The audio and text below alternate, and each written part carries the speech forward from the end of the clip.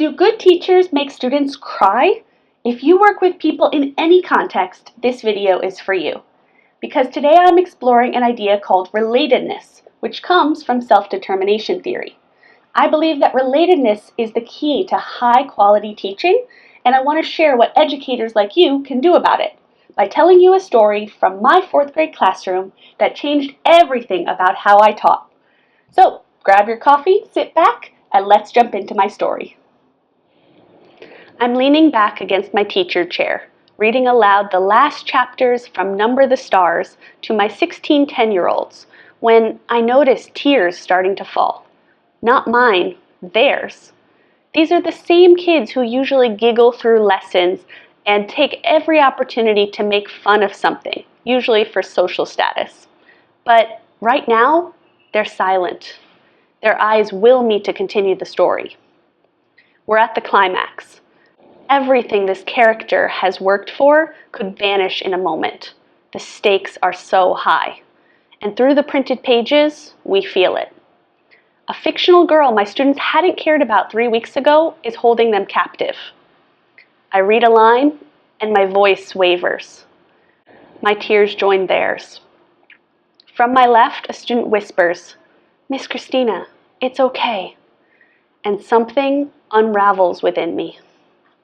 Because when I was their age, I was told I was too emotional. I openly showed how deeply I felt about everything as a badge of my convictions. I remember a 7th grade bug project that I refused to do because I hated the idea of killing 100 bugs just to display them on a poster board for a science grade. And I told my science teacher just that.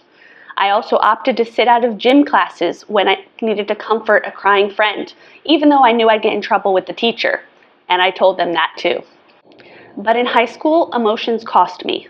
I found I wasn't taken seriously unless I acted detached. So I taught myself to be logical, composed, stoic. My new approach paid off. I got top grades and scholarships from my narrow problem-solving focus. That was until one day, when a professor that I admired in my teacher preparation course asked to see me. I expected to step into her office and talk about my assignments, but instead she dropped this bomb. "I don't think you're cut out to be a teacher. You're too detached. You're too unemotional. I don't think you should be working with children." Wow, that stung, and it stuck with me, because inside I felt everything. I just wasn't showing it outwardly to people. I read the last chapter of our book, barely keeping my voice steady. Kids are rubbing their eyes, and I'm brushing away tears too. It's the first time I'm reading this story in full, and even though I knew the ending from preparing the lessons, I didn't expect it to hit us all so hard. I feel the weight of restricting my emotions evaporate. I'm right here in this moment with my students, and they see me, not as weak or overly emotional, but as human. Our room is quiet for several minutes. I wonder what the principal would think if she walked in right now to a room full of crying kids and a teary-eyed teacher. Good teachers don't make students cry. We all feel so connected in this moment, feeling the relatedness in the wake of the historical fictional character's fate. Then, one student signals that they would like to use the restroom, and time begins to move again. This is what we overlook in conversations about assessment, outcomes, rigor, and classroom management. Effective, high-quality teaching stems from relatedness. That connection is one of the most powerful drivers of learning. It's the feeling that you and I are in this together. Relatedness is a core component of self-determination theory, and it's fundamental to crafting the education of the future.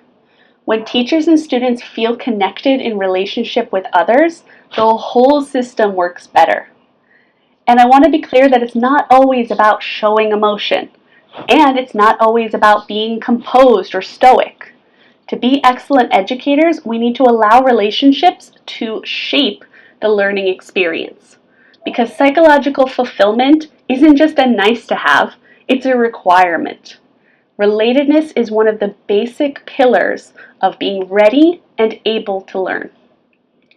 On this channel, I explore what's working in education so that we can collectively move education forward into the future. One thing you can do today is focus in on the relationships that are impacting your learners. If we do that, we'll all be one step closer to the future we envision. So, I'm curious, have you ever had an experience that made you rethink your teacher identity? Or have you been in the middle of reading a story to students when the emotions broke through, like what happened to me? Please share your story in the comments below, also to help me not feel so alone. And I really want to remind you that stories shape who we are as people, as educators, and if you're here, as ed explorers who are bringing into education what's already working. Thank you for watching to the very end of the video. I appreciate it, and I suggest watching this video next, or this one, or this one, or this one, or this one, or this one.